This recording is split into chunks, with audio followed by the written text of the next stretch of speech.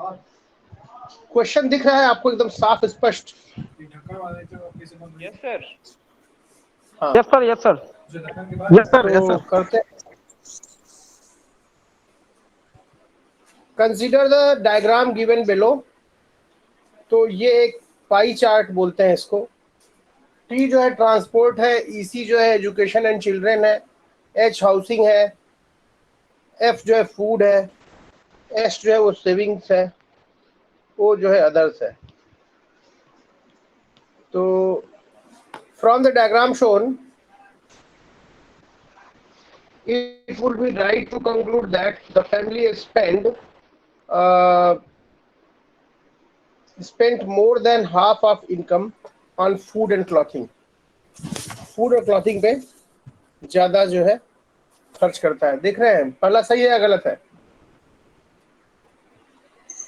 गलत है सर। देख लीजिए, फूड और क्लॉथिंग मिल के आधा कवर कर रहा है क्या? नहीं सर। बाकी लोग देखें नहीं सर। तो पहला तो गलत हो गया, दूसरा देखिए।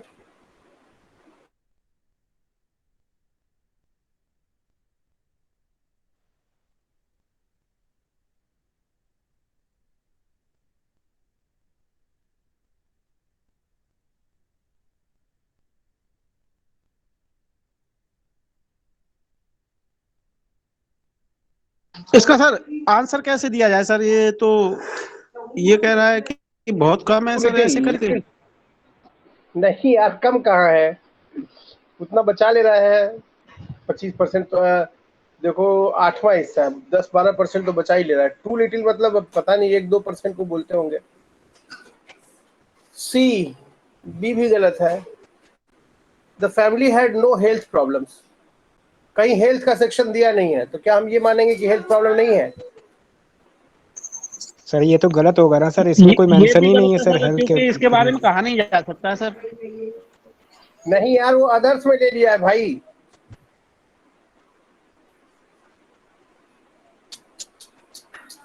हेल्थ वाले को अदर्स में ले लिया है। बात समझ में आ रही है? जी जी ये सर। कहना ये कहना गलत होगा ना फिर। तो ए तो गलत हो ही यस गया, सर। बी भी रॉन्ग है क्योंकि टू लिटिल है नहीं। C, family had no health problems, क्योंकि वो अदर्स वाले में हेल्थ आ सकता है, इसलिए सी गलत है। D, the family manage to meet all the essential expenses out of the income earn.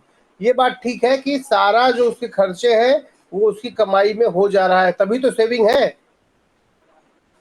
Ji sir, जी सर। तो डी ऑप्शन सही है। जी जी सर। जी, दूसरा क्वेश्चन पढ़िए। Consider the table given below providing details of traffic volume per hour for 4 locations. Location 1 पे total traffic 377 है, percentage of heavy vehicles 24.4 है, average noise level 73.5 है, नॉइज पोल्यूशन 84 है। सेकेंड में ऐसा है, थर्ड में ऐसा है, फोर्थ में ऐसा है। When the total traffic volume is the same, respectively the factors which affect the noise pollution level is।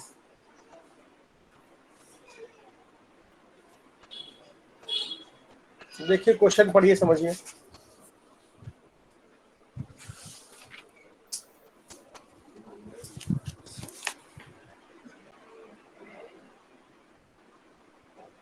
Traffic volume कब कब सेम है, इसमें दिख रहा है? जी सर, फर्स्ट और सर थर्ड में। फर्स्ट एंड फर्स्ट और थर्ड में थर्ड। सर। तो बोल रहा है when the traffic volume is same, respectively the factors which affect the noise pollution level is are percentage of heavy vehicles, noise pollution level।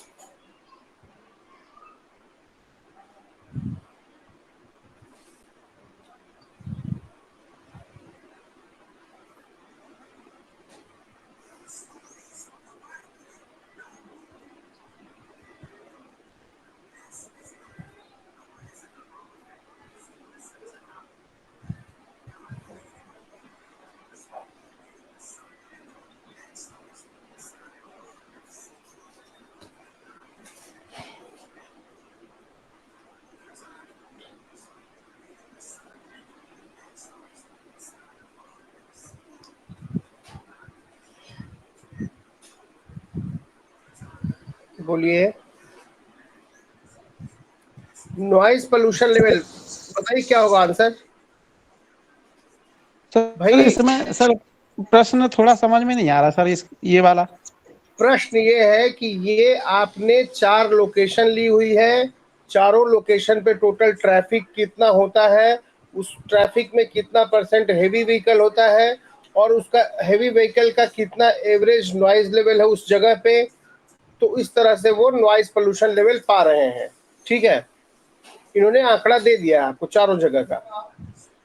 ठीक है, जैसे लोकेशन 1 में टोटल ट्रैफिक इतना है, परसेंटेज ऑफ हेवी व्हीकल उसमें 24.40 है, average noise level इसका इतना है, नॉइज पोल्यूशन लेवल इतना है।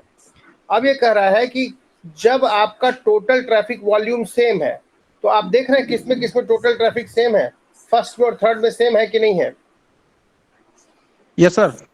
तो वो factor which affect the noise pollution level is, अब आप देखिए नॉइज पोल्यूशन लेवल लास्ट में कॉलम है, वो 2-3 चीजों से डिसाइड हो रहा है, 2 चीजों से, टोटल ट्रैफिक और परसेंटेज ऑफ हैवी व्हीकल और एवरेज नॉइज लेवल। पहले और तीसरे में देखिए हैवी व्हीकल का वो भी सेम है, एवरेज नॉइज लेवल भी सेम है। क्यों? Yes sir, average noise level भी ठीक एक ही है सर, सेम ही है सर। तो पहले और तीसरे में केवल क्या चीज फर्क है, देखिए क्या फर्क है। Sir percentage of heavy vehicles का सर। तो वही हैवी अंतर व्हीकल जो है वो अंतर है सर परसेंटेज का, और उसमें नॉइस पॉल्यूशन लेवल भी सर नहीं, तो डिफरेंट है। नॉइज जो सबसे आखिरी की चीज है वो तो डिसाइड हो रही है ना उससे, वो तो डिसाइड हो रही है उससे, सबसे आखिरी की चीज उससे डिसाइड हो रही है, और परसेंटेज ऑफ हेवी व्हीकल वही डिफरेंट है, तो वही डिसाइड कर रही है ना नॉइज पोल्यूशन लेवल को। Yes sir, yes sir. तो पूछ रहा है कि नॉइज पोल्यूशन लेवल किससे डिसाइड हो रही है, तो सीधी सी बात है परसेंटेज ऑफ हेवी व्हीकल से, क्योंकि पहले और तीसरे के लिए दोनों चीज सेम है, टोटल ट्रैफिक भी सेम है और एवरेज नॉइज लेवल भी सेम है। Yes sir, yes sir, right हो गया सर। तीसरा क्वेश्चन देखिए, the variations in temperature from 0 degree centigrade to 100 degree centigrade with respect to time of two liquids P and Q are shown in graph given below.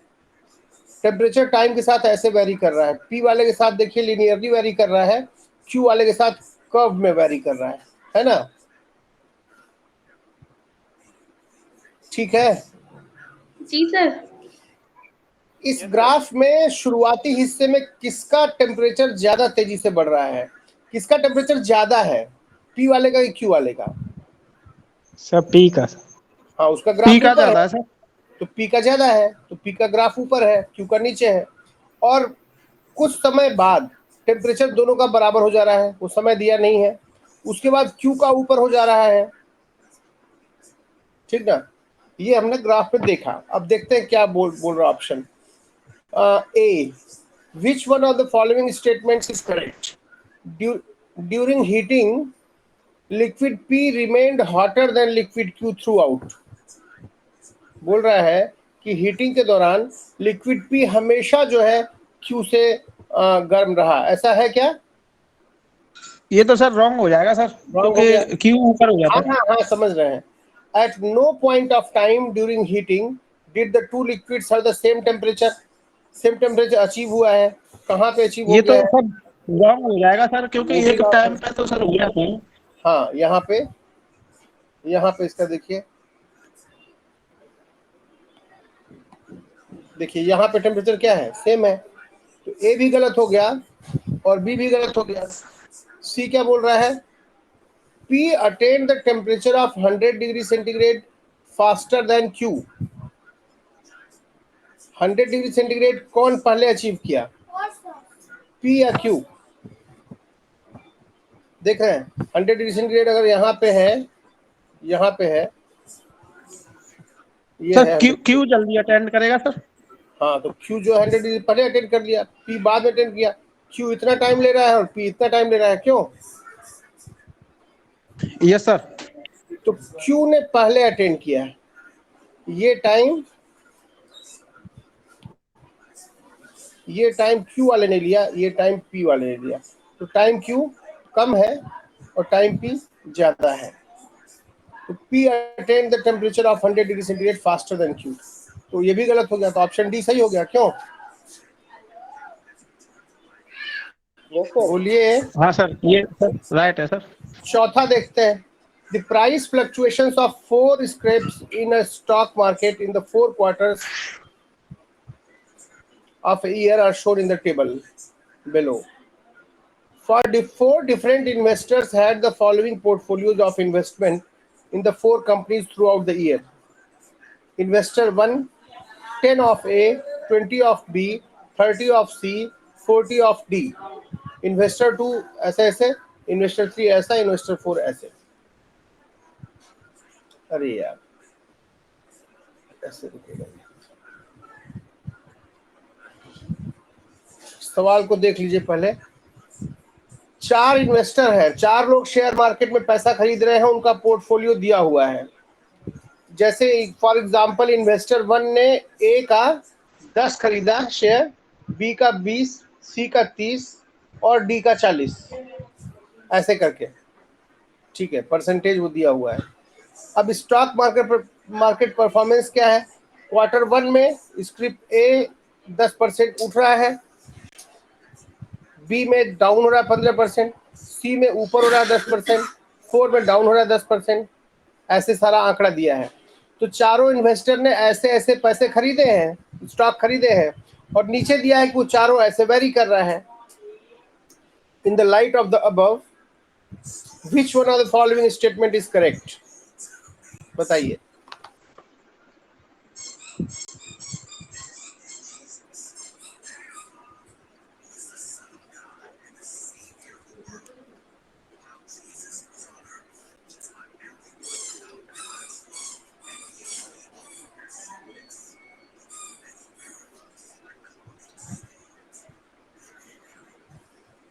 कौन best investment किया है बताइए।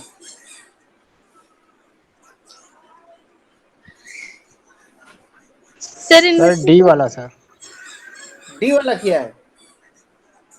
कैसे? क्योंकि सर जो sir 20% जो है फर्स्ट क्वार्टरली में 20% अप हो रहा है सर उसका, डी का, और थर्ड में देखें तो 30% अप हो रहा है, और डाउन में सिर्फ ओनली 15% एंड 10% है सेकेंड एंड फोर्थ क्वार्टर में। और सर अगर अकॉर्डिंग टू यानी सभी आप को कह देखा रहे हैं है, कि कौन सा इन्वेस्टर किया है, मतलब ऑप्शन आप बता रहे हैं कि क्या बता रहे हैं? सर बी लग रहा है सर। ऑप्शन बी कैसे लग रहा है? क्योंकि सर उसमें आप ही है सर, अगर देखा जाए तो उसमें 7% और 5%।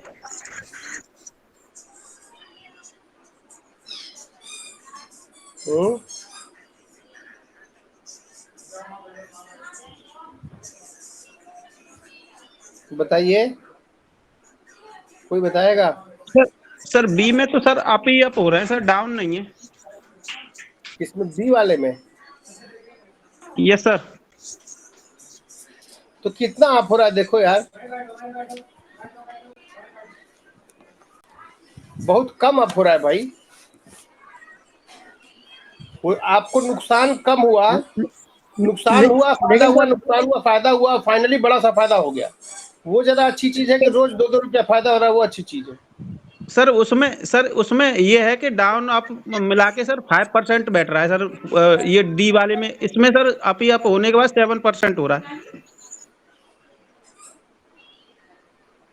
अच्छा, नहीं तो वो खरीदा भी तो उसने खरीदा कितना है, आप ये देखिए कि कितना कितना किसका लिया हुआ है। एवरेज जो है, ए वाले का एवरेज कितना है देखो। ए वाले का एवरेज है अप 10%, अप 10%, डाउन 10, डाउन 15, यानी कि ए वाला फाइनली लॉस में गया है। क्यों?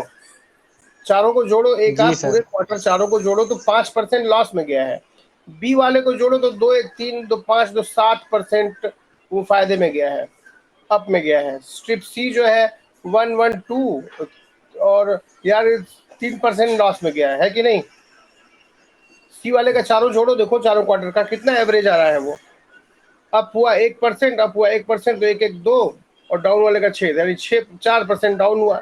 स्क्रिप्ट डी वाले का 20% अप हुआ और 15 डाउन हुआ, अब 30 हुआ, यानी दोनों अप 50 हो गया और डाउन 25 हो गया।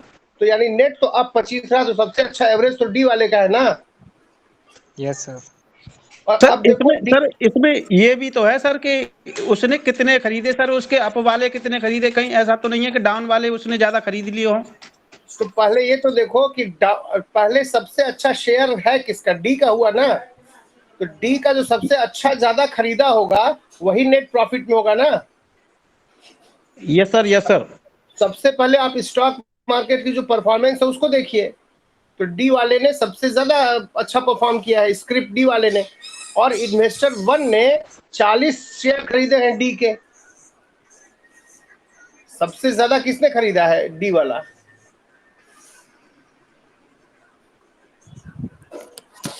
जो शेयर डी है वो सबसे ज्यादा किसने खरीदा है,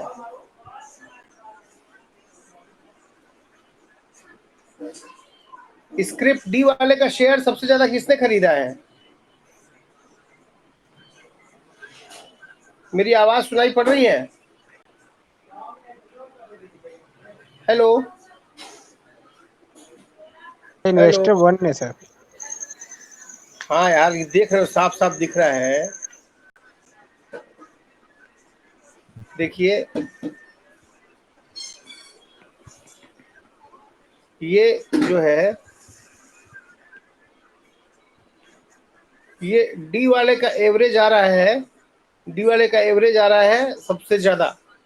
और इसने जो है सबसे ज्यादा डी का खरीदा है, इसने जो है डी का सबसे ज्यादा खरीदा है, 40% ऑफ डी खरीदा है। तो इसका मतलब कि वन वाले का इन्वेस्टमेंट सबसे ज्यादा हुआ। अच्छा नहीं हुआ? Yes sir. सीधी सी बात है। यस सर, नकुल समझ में आया? यस सर, यस सर, समझ गया सर। और कौन कौन जुड़ा है इसमें?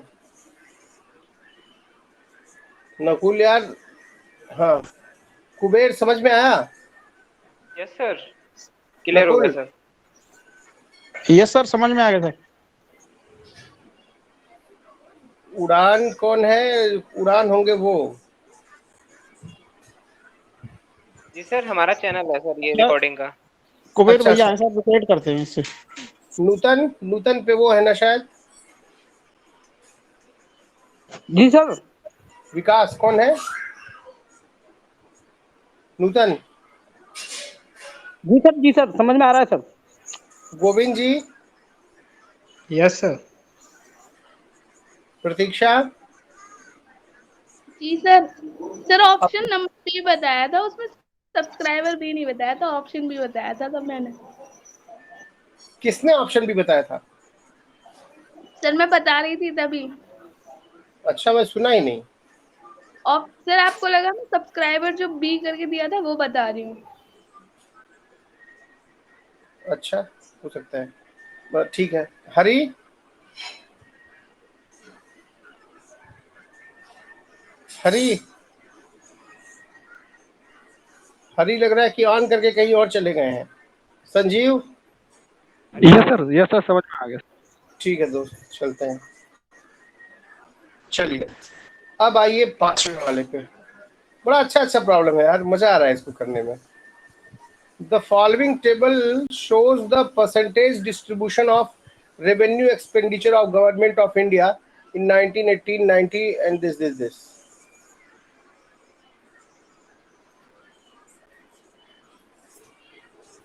अच्छा, जो percentage distribution of revenue expenditure of, जो इंडियन गवर्नमेंट का रेवेन्यू का एक्सपेंडिचर है वो ऐसे है। डिफेंस में इन्होंने खर्चा किया है 15.1%, 89-90 में। इंटरेस्ट पे किया है 27.7%। सब्सिडी दी है 16.3%। States grants to other, states को या और भी ग्रांट्स टू अदर, ये है इनके ऐसे ऐसे। अच्छा, based on this table it can be said that the Indian economy is in poor shape because the central government continues to be under pressure to, पढ़िए और बताइए।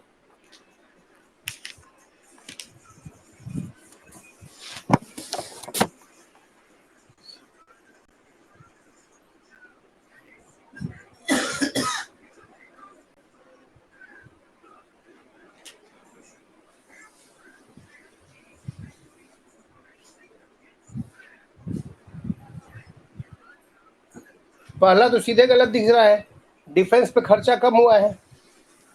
कौन सा खर्चा बढ़ा है ज्यादा और बिना मतलब का खर्चा है? सब्सिडी भी आपने कम की है, स्टेट्स को ग्रांट भी उतना एक बार घट गया है।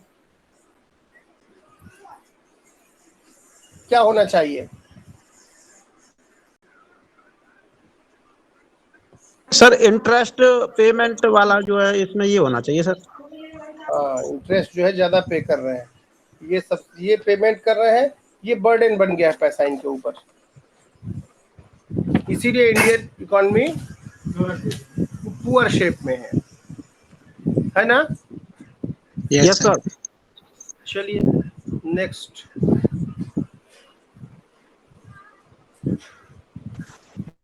ये देखते हैं, The following figure represents sales in thousands over the period 1978 to 1983. The sales in 1981 exceeded than in 1979 by कितना होगा?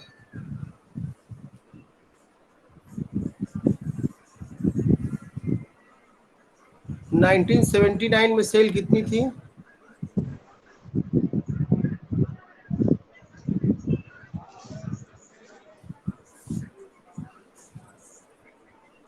या 320 सर। हाँ,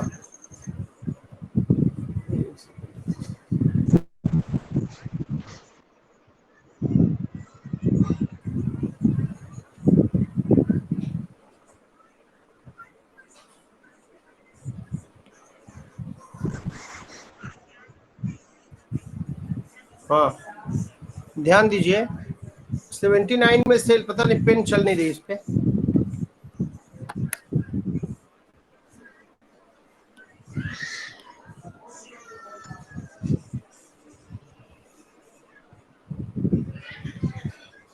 देखो 79 में सेल कितनी है? इतनी है, इतनी है 320 के करीब, 340 है या 300 है। 79 ईयर में 320 है, और पूछो 1979 में पूछ रहा है, और 81 में कितनी है?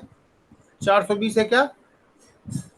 420 है, देखो इसमें 420 है और इसमें कितनी है? 320 है, तो फर्क कितने का हो गया? 100 का। 100 1 लाख। हाँ 100 हो गया, और सेल्स इन थाउजेंड्स, तो 100,000 क्या? हाँ 1 लाख का हो गया सर। हाँ 1 लाख का होगा, 100,000 यानी 1 लाख, तो ऑप्शन सी होगा क्या इसका? Yes sir. चलिए इसको देखते हैं। यस सर, सी होगा सर। 7 क्या चाहिए? हाँ हाँ सी होगा, तो 7th देखते हैं इसका, ये छोड़ दो बेटा। हाँ 7th देखिए, The given pie chart show the proportion of literates and illiterates in a country in the year 1970 and 1990, and also the proportion of males and females among the literates. Which one of the following statements can be said to be true beyond any doubt? In 1970, half of the illiterates were women, females. The proportion of literate males to the total population, बताइए क्या होगा?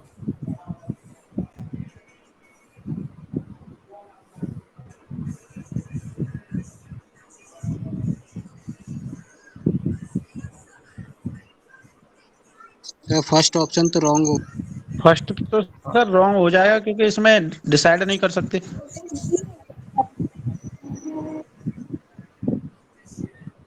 नहीं decide तो कर सकते हैं। अच्छा illiterates बोल रहा है ना? हाँ डिसाइड नहीं कर सकते पहले में, ठीक है। इलिटरेट का कुछ तो दिया नहीं है, ठीक है।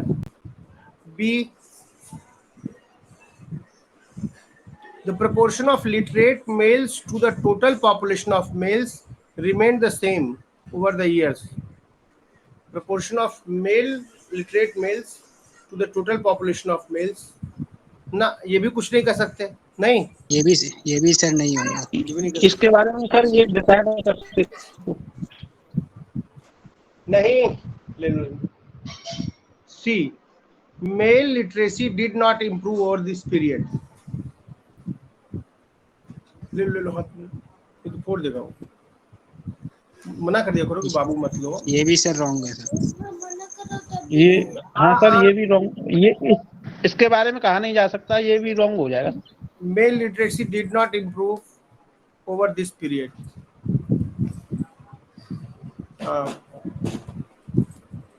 मेल लिटरेसी डिड नॉट, नहीं ये तो कहा जा सकता है यार, मेल लिटरेसी बढ़ी नहीं दिख रही है सर इसमें सर ग्राफ के आधार पे कहा नहीं जा सकता सर, आइडिया वो देख करके नहीं बता सकते sir.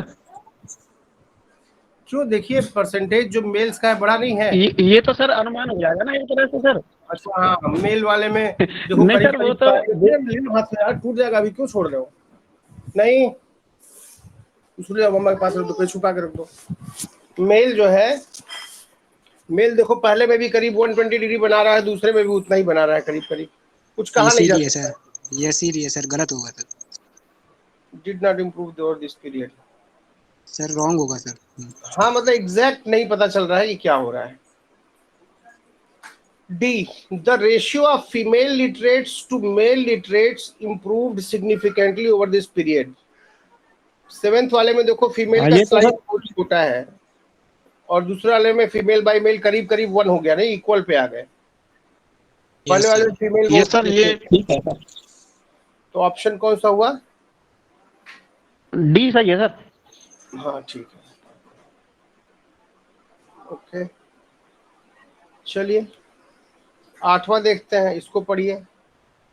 The number of students in 2 sections A and B having different heights is shown in the following table. Section A में इस हाइट के इतने बच्चे हैं, इस हाइट के इतने बच्चे हैं। The ratio of the number of students of a particular height in section A to that in section B is the maximum for the height of क्या?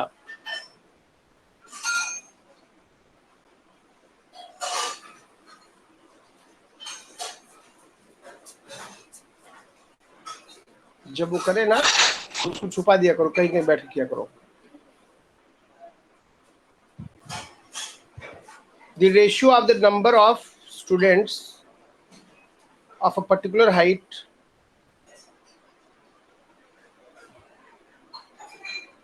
तो रेशियो ऑफ स्टूडेंट पूछ रहा है, यही रेशियो ए और B का height. पहले वाले में रेशियो 3/2 है, दूसरे में 165 होगा तो सर 165 होगा सर। अच्छा सर रेशियो तो सर 165 में मैक्सिमम है सर। किस का रेशियो पूछ रहा है, समझ रहे हैं? Ratio of number of student पूछ रहा है, यानी दिस बाय दिस पूछ रहा है। 3/2, 7/6, 12/14। पहले सवाल को समझिए क्या कर रहे हैं। 15/14, 8/9, 6/5, 3/4। इन सब में सबसे बड़ा कौन है?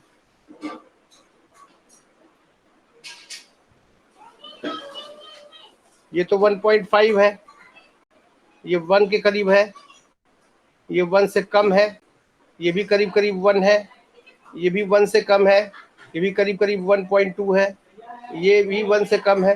तो सबसे बड़ा कौन है इसमें? सर 1.2 वाला सर। 1.2 वाला? जरा ध्यान से देखो यार सर इसमें ऐसे नहीं देख सकते सर, जैसे ए में 15 है और बी में सर 14 है, तो 15:14 सर मैक्सिमम हो जाएगा सर। वैल्यू तो मैक्सिमम नहीं होगी ना रेशियो की, लेकिन वो आपको देखने में बड़ा लग रहा है। कौन सी क्या पूछ रहे हो? सर ये अच्छा, ऐसे बोल, हाँ क्या क्या प्रज्ञा प्रतीक्षा? सर ये ऐसे बोल रहे हैं कि जैसे 1.65 जो है उसमें अगर आप रेशियो देखते हैं 15:14 होगा, तो अकॉर्डिंगली उसकी वैल्यू देखने में आपको बड़ी लग रही है 15 और 14, तो इनके अकॉर्डिंग वो बड़ा होना चाहिए नकुल भैया के अकॉर्डिंग। बट सर उसकी वैल्यू थोड़ी बड़ी है, वैल्यू तो 3/2 की बड़ी है। ये तो सिंपल है यार, रेशियो अगर बड़े हैं तो वो बड़ी हो जाएगा। भैया आप ये पहले देखिए क्या पूछा है। द रेशियो ऑफ, पहले समझो क्या पूछा है। Ratio of number of students of a particular height in section A to that in section B. A में जितने लड़के हैं, number of students in A divided by number in B. बस 3/2, 7/6, दिस बाय दिस करके देख लो ना। कुछ तो एक से छोटे हैं, सबसे बड़ा तो 1.5 वाला ना है यार।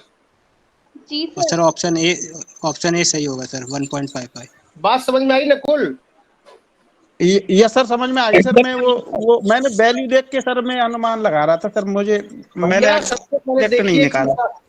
हमको घर से निकलना है तो जाना कहाँ है? जाना है सब्जी की दुकान पे, और पहुंच गए हम बढ़ई के यहाँ, और बढ़ई के यहाँ जाके बोलेंगे कि हमको 4 किलो बैगन दे दो, कोई मतलब तो है नहीं।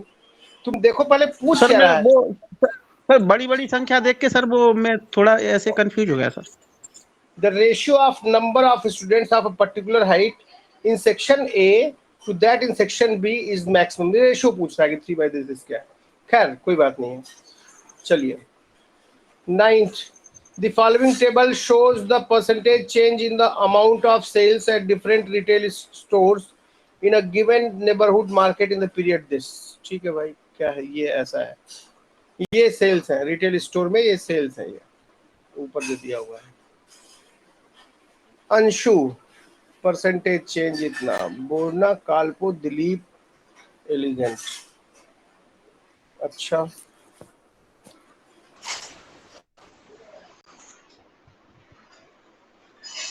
if the sales at Anshu store amounted to rupees 8 lakh in 1993, then the amount of sales at the store in 1995 was,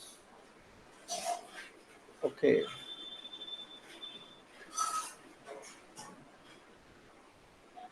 में 1993 वाले में इनकी सेल कितनी थी? 8 लाख रुपए थी अंशु की, ये जो थी 8 लाख थी।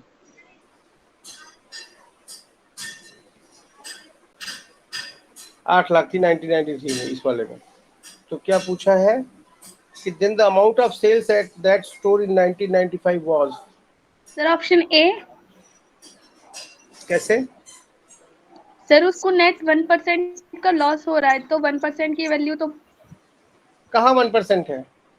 सर नेट लॉस अगर आप निकालेंगे 1993 से 1995 तक तो 1% का लॉस आएगा सर। कैसे? ये सर इसमें एक फॉर्मूला होता है A plus B plus minus A B अपन 100 करके। Plus minus? यस सर वो ऐसे फॉर्मूला होता है, ये A plus B plus minus A B अपन 100 ऐसे करके -1 आएगा सर। अच्छा, A% अगर प्रॉफिट हुआ, A% जो भी चेंज हुआ, सर वो B% चेंज, हाँ सक्सेसिव प्रॉफिट या लॉस का होता है ना।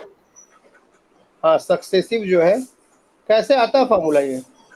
ये होता है सर जैसे जो साइन होता है A plus B, A% B% successive profit loss है, तो net profit loss A plus B plus AB/100, यही ना? इसमें प्लस माइनस हो जाता है सर, यहाँ पे जो भी साइन होता है ए और बी का। नहीं प्लस माइनस, हाँ वहाँ होता है, फार्मूले में प्लस होता है। यस सर, वो तो सर यस फॉर्मूले में तो सर सर। होता है सर। तो आप बोल रहे हैं कि 10% का प्रॉफिट हुआ और फिर प्लस 10% का लॉस हुआ, प्लस 10 का प्रॉफिट, 10 का लॉस डिवाइडेड बाई 100, ये दोनों गायब हो गया, और ये -100/100 -1% हो गया, यही ना? जी सर। तो अच्छा आइडिया है सक्सेसिव प्रॉफिट एंड लॉस का ये तो ठीक है भाई। यहाँ हमारा इसी के बारे में बात ही कर रहा है वो, तो यहाँ हमारा नेट आ गया 1%, यहाँ प्रॉफिट था हमको कितना? The amount of sales at that, हाँ नेट सेल्स हमारी कितनी है? 8 लाख की है, 1% का लॉस हुआ नेट,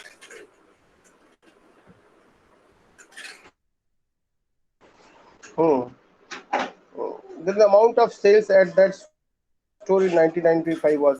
अच्छा, तो केवल इसमें पूछा है ना 95 में, तो नेट क्यों निकाल रहे हैं सर प्रतीक्षा? उसने 1993 का दिया है और 1995 तक पूछा है, तो सर दोनों ईयर में मिलाकर ही तो देखेंगे फिर एट द एंड कितना हुआ।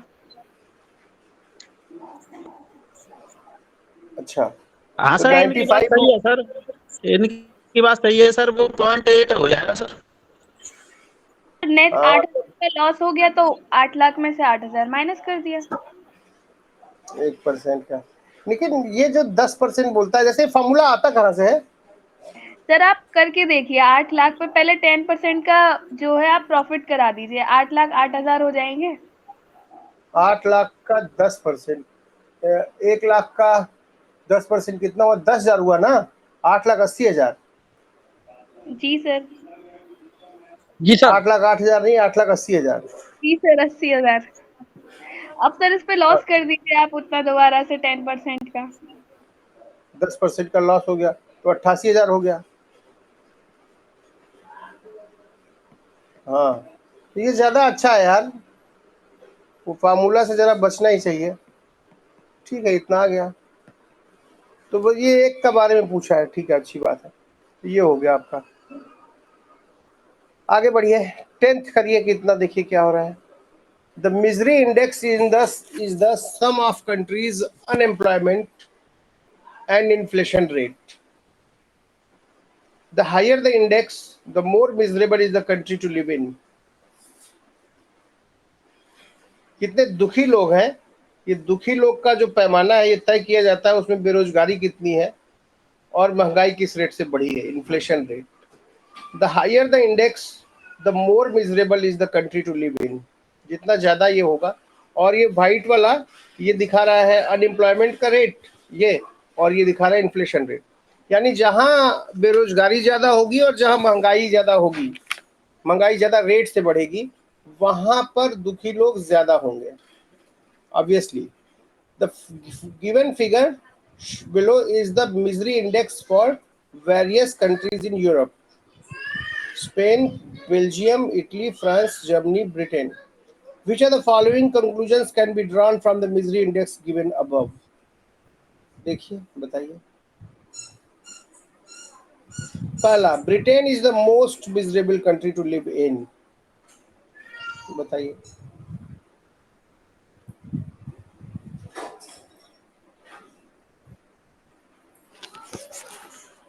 ऐसा है क्या?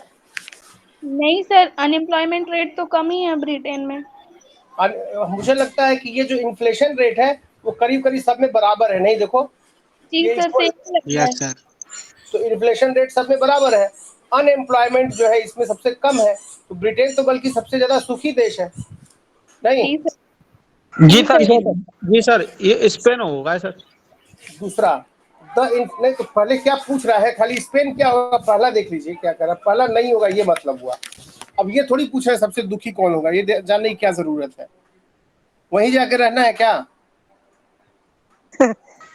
सॉरी सर, नहीं। अपना इंडिया वाला ग्राफ तो इससे भी ऊपर निकल गया होता, दोनों बैरियर ही तोड़ दिए होते सब। हाँ, खैर, तो जो पूछे ना उसी पे फोकस किया करिए नकुल। दूसरा, द जी sir. Inflation rate in Spain is less than that in Belgium and Britain. Spain में बेल्जियम और ब्रिटेन से ज्यादा है, कम है। अच्छा, ये कैसे कर सकते हैं? सर ये तो जज नहीं कर सकते ना हम। ये सर रॉन्ग हो जाएगा सर, डिसाइड नहीं कर सकते। ये रॉन्ग हो गया। हाँ, Italy and France seem to have almost identical unemployment. हाँ, ठीक बात है। Yes sir. तीन सही लग रहा है, नहीं? यस सर, जी सही है सर। सर। सही बात है। बहुत अच्छा अच्छा क्वेश्चन पूछा है यार। चौथा, अरे कुछ और पूछा था क्या अभी इसमें? अच्छा, नहीं, कोड इसमें पूछा कौन कौन सही है, एक से ज्यादा भी सही हो सकते थे। Fourth, the higher the misery index the higher the inflation rate. ऐसा है क्या?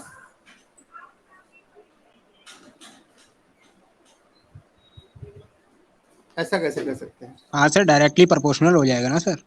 नहीं नहीं।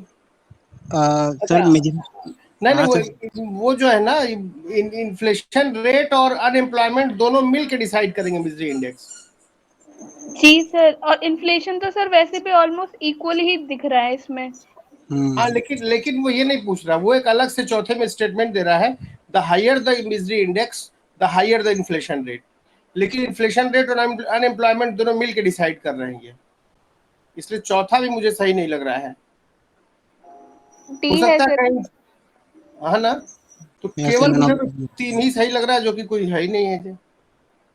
डी आना चाहिए। जी ये सर। सर डी हो जाएगा सर। एक बार चेक करूं इसका क्या दे रहा है। इसका आंसर दे रहा है बी, जो कि गलत होना चाहिए, तो डी हम लोग मानते हैं। चलिए, 11वां, बहुत मजेदार मजेदार क्वेश्चन है यार। 11वां, चलिए पढ़िए और तेज देखें कौन बताता है सबसे तेज।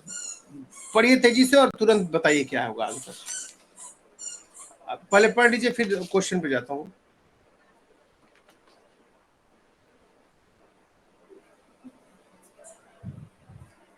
अब पूरा टेबल मत पढ़ा करो यार कि ये इस साल में इतना पैदा हुआ उतना पैदा हुआ।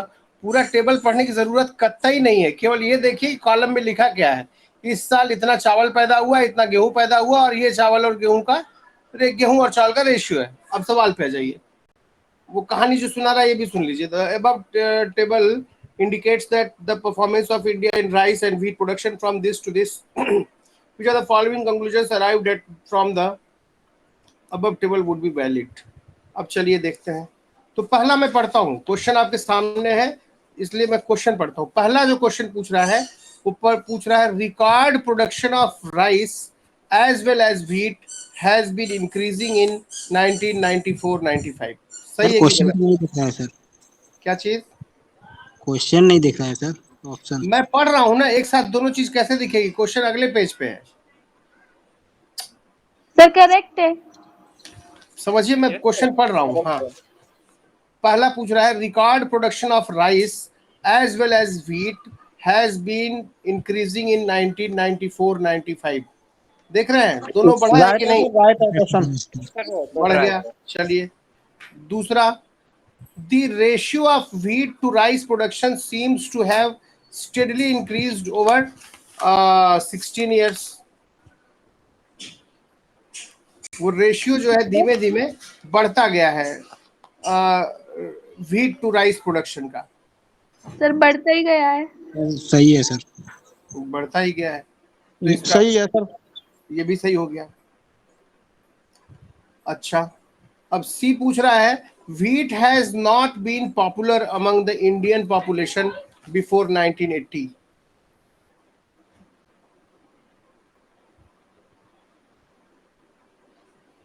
ये तो निहायत फालतू किस्म की बात है। ये तो सर गलत हो जाएगा। मतलब ये तो ऐसे निर्गुण टाइप की बात हो गई ना। हो सकता है कोई गेहूं के लिए जान भी दे दे। हाँ। चौथा, India became self sufficient in rice and wheat only after 1990। ये पता नहीं, ऐसा कोई पता थोड़ी कब सेल्फ सफिशिएंट है। Yes sir. तो शुरू का दोनों स्टेटमेंट जो है वो अब देख लीजिए। अब बताइए तब आंसर क्या होगा।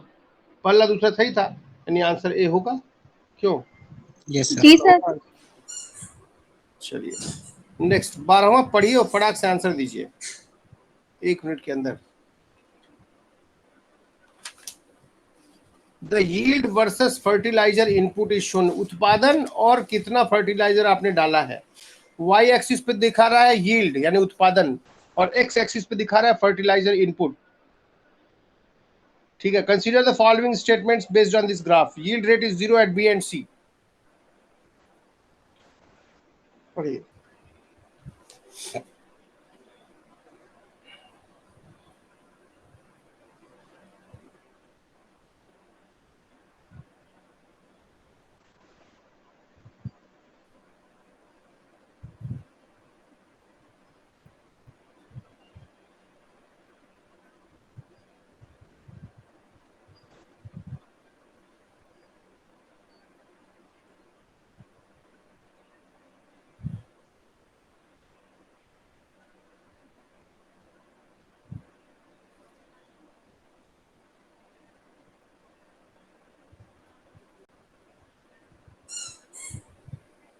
Sir option B. बी। जी sir. Yes, sir. Sir B हो। देखिए जब आपने खाद डाली नहीं यानी फर्टिलाइजर इनपुट 0 किया तब भी 20 किलोग्राम पैदावार हो रही थी। ठीक है। Yield rate is 0 at B and C. हाँ बता, जरूर बताएंगे। ये तो सर गलत हो जाएगा। अभी बता नहीं जाएंगे ना, रात में हम लोग वही रहेंगे, सुबह आएंगे। यहीं रह जाए क्या? अब किससे कहा जाए? यहीं रह जाए। तो आप किससे कहा अच्छा क्लास के बाद बात करते हैं, अभी 10 मिनट क्लास ओवर हो जाएगी। ये हाँ यील्ड रेट देखो, यील्डिंग यानी पैदावार सबसे ज्यादा है बी पे और सबसे कम है डी पे। आपने खाद नहीं डाली तब भी 20 किलोग्राम पैदा हो रहा था, जरूरत से ज्यादा खाद डाल दी 15 किलोग्राम तो भी कम पैदा होने लगा, और कम पैदा होने लगा। तो yield rate is 0 at B and C, ये तो सीधे गलत बात है। दूसरा, there is no yield with no fertiliser input. जब नो फर्टिलाइजर था, फर्टिलाइजर 0 पे आ गया, तब भी यील्ड कितना है, 20 किलोग्राम है कि नहीं है? Yes sir. Yes sir. तो 2 भी गलत हो गया, तो 1 और 2 भी गलत हो गया। अब सारे ऑप्शन में 1 और 2, अब आगे पढ़ने की जरूरत ही नहीं है। ए में 1 है वो होगा नहीं, सी में 2 है वो होगा नहीं, डी में 1 है वो होगा नहीं, तो ऑप्शन बी ही होगा। बोलिए। जी सर। तो इसको पढ़ने की जरूरत ही नहीं, जरूरी थोड़ी कि देख देख के करें, वैसे करिएगा तो हो ही जाएगा। तीसरा करा the yield is minimum at D, बिल्कुल ठीक बात है, डी पे बिल्कुल 8 आ गया। The yield is neither minimum nor maximum at C, हाँ ठीक बात है। सी सैडल पॉइंट है, जहां वो अपना शेप बदलता है। देखो सी के ठीक पहले वो कॉनकेव था, सी के ठीक बाद वो कॉन्वेक्स हो गया है, तो उसको सैडल पॉइंट बोलते हैं। तो वहां पे इसका यील्ड जो है ना मैक्सिमा है ना मिनिमा है, तो 3 और 4 होगा। चलिए, असल बात ये सब करते क्या है ना, इसी तरह आईएएस बना देते हैं और क्या करते हैं कि शिक्षा मंत्री बना देंगे। तो जो आदमी जिंदगी में कभी पढ़ाया नहीं, 3 घंटे का आईएएस का पेपर दिया, डेटा इंटरप्रिटेशन और ये सब का, वो आदमी जाके एजुकेशन का सचिव हो जाता है। अब वो ऐसे उलझुल निर्णय लेता है कि क्या बताया जाए। इसीलिए अभी जो बात चल रही है कि भैया आप आईएएस लोगों को हाथ जोड़ लीजिए कि आप लोग सचिव मत बनिए। जो आदमी ब्यूरोक्रेट्स हुआ है वो दवाइयों का सचिव बन जा रहा है, उसको आइडिया ही नहीं है। कोई शिक्षा का सचिव बन जा रहा है, तो कोई दारू बेचने का सचिव बन जा रहा है। तो यही खतरा है, यही पढ़ा पढ़ा करके। ये बहुत सरफेस की चीजें हैं, बस ग्राफ आपको पढ़ना आना चाहिए, ग्राफ की लिटरेसी होनी चाहिए, ऐसी ही बात है। तो बड़ा विचित्र सा है ये, जो मतलब देख देख के जो है। देखिए क्या कर रहा है ये। A company manufacturing air conditioners set a monthly target. The target and realized values are shown in the bar chart. जो ब्लैंक है वो टारगेट है, जो सॉलिड चीज है ब्लैक से वो एक्चुअल है। तो देखो नंबर ऑफ यूनिट्स, पहली बार उसने क्या किया कि 29 यूनिट ट्राई किया, लक्ष्य बनाया, नहीं 28 का लक्ष्य बनाया और 29 पैदा किया। दूसरी बार हमेशा लक्ष्य से ज्यादा ही पैदा कर रहे हैं सब, 40 की बजाय 50, 65 की बजाय 75, 85 की बजाय 95, 40 की बजाय 55, यानी लक्ष्य छोटा निर्धारित कर ले रहे हैं सब। आखिरी वाले में गड़बड़ हो गया, आखिरी वाले में टारगेट जो है 20 है और एक्चुअल में 10 पैदा किए। तो consider the following statements based on the chart.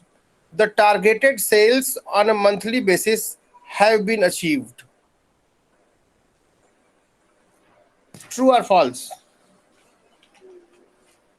Sir ये फॉल्स हो जाएगा सर, फॉल्स हो जाएगा। क्योंकि लास्ट वाले में नहीं कर पाए ना सर। हाँ लास्ट वाले में नहीं कर पाएगा, ठीक बात है। फिर क्या कर रहा है, बी क्या कर रहा है देखिए।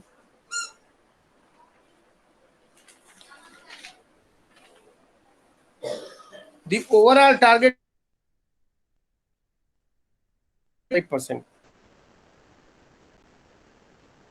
तो छोड़ ही दो। देख deserves a pat on the back। हाँ अच्छा, सेल्स कहाँ है?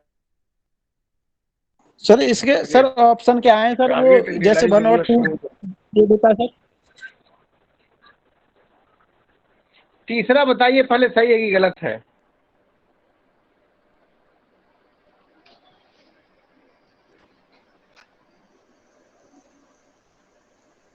तीसरा पता नहीं सेल्स टारगेट क्या कहता है, विच आर द तीन ही स्टेटमेंट है क्या? तो बताइए। पहला तो गलत हो गया, दूसरा तीसरा फिर वही निर्गुण बात ले आया। सेल्स डिपार्टमेंट के को पता नहीं क्या करे, इतना बेच रहा है या इतना कर रहा है, उसको हम पैट कर रहे हैं ना कर रहे हैं। पहला तो गलत हो ही गया, तीसरा फिर वैसी ही बात है जैसा ये ऊपर कह रहा था, नहीं कह रहा था कि उसका जो है सेल्फ सफिशिएंट हो गया राइस में और ये सब। तीसरा वैसी ही बात है, तो इस बात में फंसना नहीं है। क्योंकि यहाँ पे 20 उम्मीद किए थे और 10 बेचे 8वीं बार, है ना। जी सर। तो इसका बिना कुछ किए हुए आंसर 2 आना चाहिए। पहला हुआ नहीं, तीसरा होगा नहीं, और कैलकुलेट करिए नहीं कि कैलकुलेट करके ही मानेंगे। नहीं सर, कोड देख लीजिए इसका। हाँ देख लेंदी लीजिए। हो जाएगा सर इसका, उससे ऑप्शन से देख लेंगे सर, हिट एंड ट्रायल से। हाँ तो 2 अलोन होगा, 1 नहीं होगा होगा नहीं। सर। दो ही हाँ हो। 1 होगा नहीं, 3 होगा नहीं, है ना। जी सर। चलिए 14th पे आइए। The distribution of 1 lakh tourists who visited India during a particular year is shown in the given charts. Based on this, the number of Japanese tourists below the age of 39 who visited India in the year concerned is, बताइए।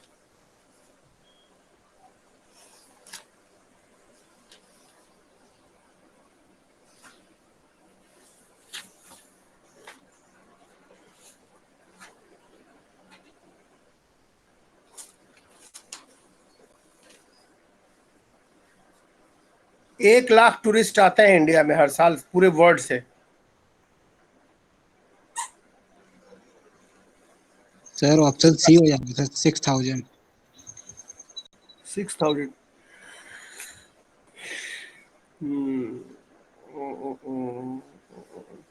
Japan के लोग 20% है, यानी कि 1 लाख का 20% कितना हुआ, 20,000 हुआ।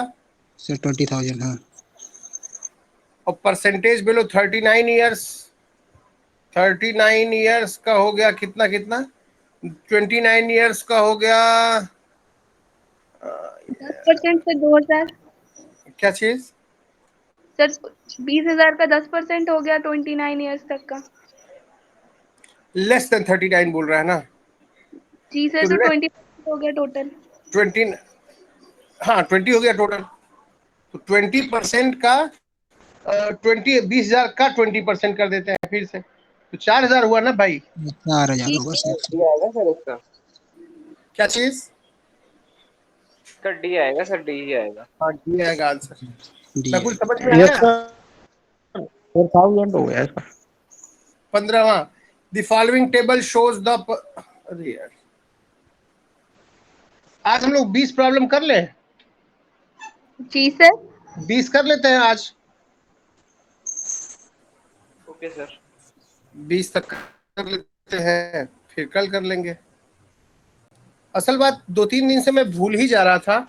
अच्छा मैं मैसेज देखता तो नहीं हूँ इस ग्रुप का, क्योंकि इतना ज्यादा मैसेज आता है कि सुबह से शाम तक वही मैं पढ़ता रहूं, तो मैं कभी मैसेज देखता ही नहीं हूँ। इवन जब परसों गूगल का लिंक आया तब मुझे लगा कि अरे मेरी क्लास है क्या, सर से मैं बोला हुआ था, तो लेकिन मैं सोचा सर शायद मुझको इन्फॉर्म करेंगे, उन्होंने अलग से इन्फॉर्म किया नहीं। तो मुझे लगा कि अच्छा ग्रुप में इतने मैसेज आते हैं तो मैं पढ़े रहने देता हूँ, देखता ही नहीं हूँ, तो मुझे पता ही नहीं चला। हाँ जब लिंक देखा तब मुझे आइडिया लगा कि वो गलती हो चुकी है। और समस्या ये है कि परसों मैं अपनी यहाँ गांव में जो लाइब्रेरी है उस लाइब्रेरी में था, और उसमें 18,000 किताबों को हम लोगों ने 7 दिन में दिन रात जाग करके उसको कैटेगराइज किया है। और परसों संडे भी था शायद, हम लोग पस्त हो चुके थे, एकदम पस्त हो, बस लग रहा था ना कोई उठा के कहीं लेके चले और चुपचाप बैठा दे, मुंह में खाना डाल दे और पानी पिला दे और सुला दे, बस बस यही मन कर रहा था। उसमें तब तक देखे कि अरे क्लास हो गई यार, तो मैं बोला कि बहुत गिल्ट मुझे फील हुआ कि मैं चेक नहीं किया मैसेज। कल फिर क्या हुआ कि कल असल बात 2 घोड़े आ गए थे घर पे, 2 घोड़े पे अपने बेटे को, भाई के बेटे को, अपने बेटे को घोड़े पे बैठा दिए, बोले घर चले जाओ। तो जब रास्ते में थे तब याद आया कि अरे यार ये तो आज क्लास है, तो कल उसलिए गलती हो गई। आज भी मैं बहुत बुरा फंसा हुआ था, लेकिन आईपैड लेके चला था घर से कि जहां भी रहूंगा क्लास लूंगा, तो स्कैन करके तब से तैयारी कर रहा था कि ये फोटोज दिखा के इसी से क्लास ले लूंगा। तो अच्छा रहेगा, कल भी ऐसे ही ले लेंगे। कल कोई टाइम 4 बजे जब आप लोग कहेंगे तब से ले लेंगे। 4 कितने बजे ठीक रहेगा। नकुल कुछ टाइम बता रहे थे कि सर इतने बजे से लीजिए। सर सर मैं तो सर आज के बारे में कर रहा था सर, मैं मार्केट में फंस गया था सर 4 बजे, तो मैंने सर तब मैसेज किया था वो। मार्केट में क्या लेने चले गए थे। सर थोड़ा सर घर वालों को शॉपिंग करा के लाया था सर। अरे वाह, ठीक है दोस्त। तो कल टाइम वही कर लेंगे, 4:15 से लेके 5:15 पौने 6 तक ले लेंगे, 4:15 से पौने 6, है ना। Okay sir. जी सर। लिंक शायद प्रतीक्षा भेज रही हैं, तो ये समय आपको याद रहना चाहिए, और मुझे ना याद रहेगा, मुझे भी याद रहेगा। तो क्वेश्चन, और ये शीट में भेज दूंगा, तो आप लोग ट्राई भी कर लीजिएगा। Okay sir. जी सर। जी सर। तो 4 बजे ना? 4:15 पे। Okay sir. किसी की क्लास है क्या कल? सर अभी तो इन्फॉर्म नहीं किया है, बट 4 बजे नहीं होती है, उस टाइम पे नहीं होती सर। चलिए तो कर लेते हैं, 4 बजे कर लीजिए, 4 से 5:30 कर लीजिए, कोई दिक्कत नहीं, ठीक ना। चलिए क्वेश्चन नंबर 15 पढ़िए। जो बड़ी अच्छी बुक है यार।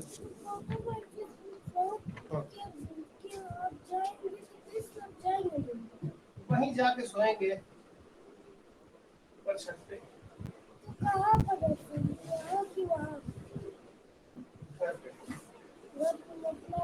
मतलब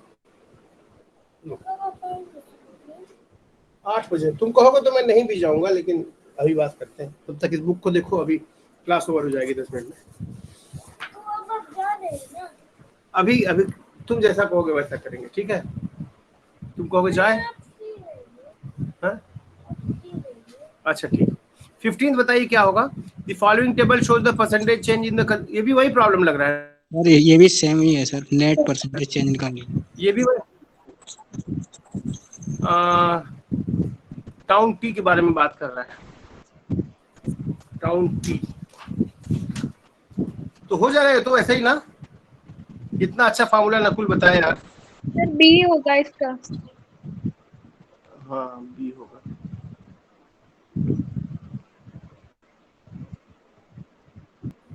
वही वाला फार्मूला, ए प्लस, बड़ा अच्छा अच्छा फार्मूला बता रहे हो तुम लोग यार। A plus B plus A B by 100, या तो इससे लगा लो या वैसे ही लगा लो। टी वाले के बारे में बात कर रहा है, इतना है तो पहले 13% हो गया, 5 लाख का 13% हो गया 65,000, 5,65,000 हो गया, फिर 6 कम हो गया, बात वही करके आ जाएगा, कोई आंसर आ जाएगा। ठीक है चलिए यस सर, इसको कर लेंगे सर। बी आ रहा है सर इसका। बी। जी sir. Yes sir, D. D.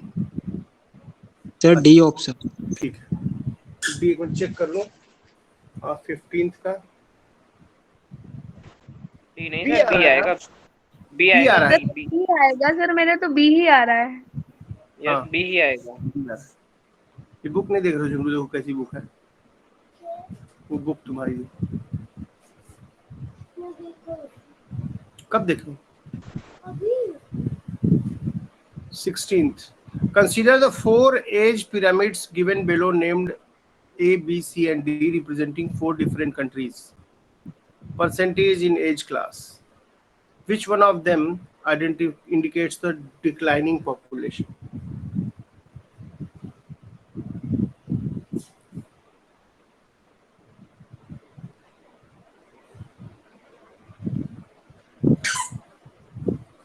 Declining population. Consider 4 age pyramids given below, namely A, B, C, and D, 4 different countries. अच्छा, which one of them indicates the declining population? 4 age pyramids. अच्छा, कैसे होगा, किसी को समझ में आ रहा है?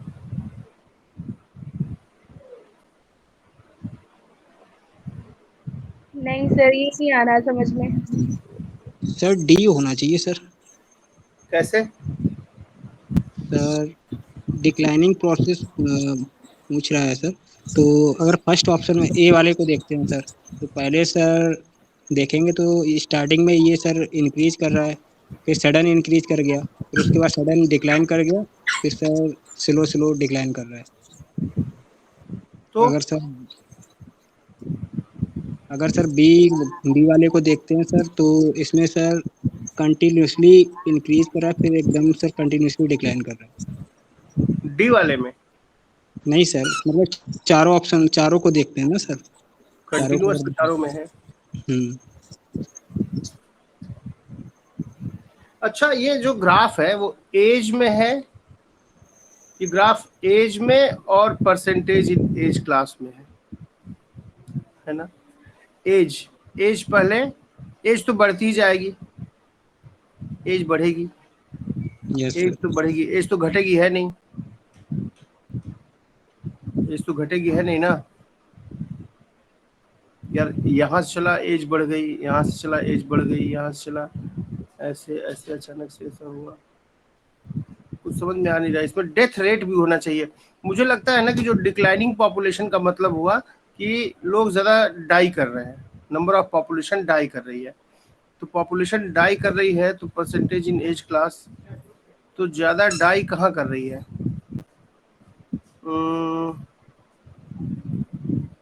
एज यहाँ पे, जहाँ शार्ट पे, तो एज तो घटेगा, एज तो घटेगा है नहीं, तो ये हिस्सा ग्राफ का मुझे सर एज तो सर बढ़ेगा सर। सर रिस्पेक्टिवली अगर उसको पॉपुलेशन देखेंगे एज के अकॉर्डिंग तो सर डी वाले में ही सर सबसे ज्यादा डिक्लाइन हो रहा है सर। नहीं, ऑप्शन इसका बी है दोस्त। हाँ, ऑप्शन बी है, इसको नहीं, ऑप्शन इसका सी है, ऑप्शन सी है इसका। इसमें सर ऐसा है सर, इसमें बराबर डिक्लाइन और बराबर इंक्रीज हो रहा है सर, बी ए बी और डी में सर। इसमें लग रहा है कि इसमें अंतर है सर। मतलब आप कह रहे हैं जितने लोग पैदा हो रहे हैं उतने लोग मर रहे हैं, तो ए वाले में डिक्लाइन नहीं कर रहा है। बी में जितने लोग पैदा हो रहे हैं डेथ रेट भी वही है। सी वाले में भी तो वही दिख रहा है। डिक्लाइनिंग पॉपुलेशन वही होगी जिसमें इंक्रीज करते वक्त रेट जो है, ओके एक मिनट, ये रेट एज क्लास पहले घट रहा है, ये बढ़ रहा है।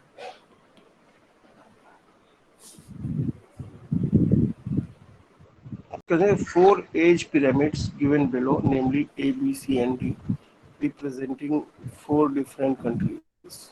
ये सर सेकंड क्वाड्रेंट में पहुंच जाएगा सर, ये सी वाला जो है। पता नहीं यार, मुझे समझ नहीं आ रहा, कल डिस्कस करेंगे। अगर 0-0 ले सर, जहाँ से स्टार्टिंग है 0-0 ले तो ये माइनस में चला जाएगा सर, ये सी वाला तो सर। किसको 0-0 ले? जहाँ से स्टार्ट किया सर उसको 0-0 ले तो सर वो उस एक्सिस को पार करके दूसरे क्वाड्रेंट में पहुंच जाएगा सर। तो मुझसे पूछ रहा है डिक्लाइनिंग पॉपुलेशन का मतलब क्या हुआ, कैसे क्वाड्रेंट क्या देखना है, एज के रिस्पेक्टिवली पॉपुलेशन देखना है। नेट पॉपुलेशन जहाँ घट रही है तो मुझे लगता है बर्थ रेट से ज्यादा डाई का रेट होगा, डेथ रेट होगा। जितने लोग पैदा हो रहे हैं उससे ज्यादा लोग जब मरेंगे तो ही तो पॉपुलेशन घटेगी। तो मुझे बेसिकली वो ग्राफ खोजना है जिस ग्राफ में डेथ रेट कम हो, डेथ रेट ज्यादा हो और बर्थ रेट कम हो। तो ए वाला तो सिमेट्रिक दिख रहा है सर। सिमेट्रिक देखता हूँ सर, सिमेट्रिक तो चल रही है सर। नहीं, सिमेट बी वाले में थोड़ा नहीं लग रहा मुझे, बी में कुछ गड़बड़ लग रहा है। क्या क्या प्रतीक्षा? सर मुझे तो ए ही एसिमेट्रिक लग रहा है थोड़ा सा। बात वही है, चलिए कल डिस्कस करते हैं इसको, समझ में नहीं आ रहा है। 17वां, यही लास्ट करते हैं आज का। The following figure has 4 costs, namely A, B, C, and D. Study the figure and answer the items and follows. Which curve indicates the exponential growth? C. Exponential growth का ग्राफ होता है एक्सपोनेंस का, आप maths पढ़े होंगे।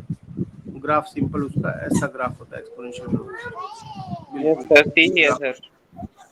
सी का exponential growth है, इसी को बोलते हैं एक्सपोनेंशियल ग्रोथ। सी आंसर हो गया। क्या पूछा है यार, ये तो मतलब डी। तो इस शीट को मैं मेल असरवाद में मेल करने की कोशिश कर रहा हूँ। किसी एक को मैं मेल कर दूं तो वो जो है, अच्छा कोशिश में करता हूँ। वैसे कोई अपना मेल आईडी इस पे भेज देगा, मेल आईडी भेज देगा तो मैं इस शीट को मेल पे भेज देता हूँ। इसमें कितने क्वेश्चन है? क्वेश्चन कम ही है इसमें, 58 क्वेश्चन, 55 क्वेश्चन है। तो ट्राई कर लीजिएगा, तो कल इसको खत्म कर देंगे। क्यों? फिर कॉम्प्रिहेंशन ले लेंगे। कोशिश करते हैं कल अगर कर लेते, जैसे आज हम लोग 17 क्वेश्चन किए, तो कल अगर आप पहले से ट्राई किए रहेंगे तो कल इसको खत्म कर देते हैं। अपना मेल आईडी आप लोग भेज दीजिए कोई एक व्यक्ति, तो मैं कर दूंगा। कौन भेजेगा?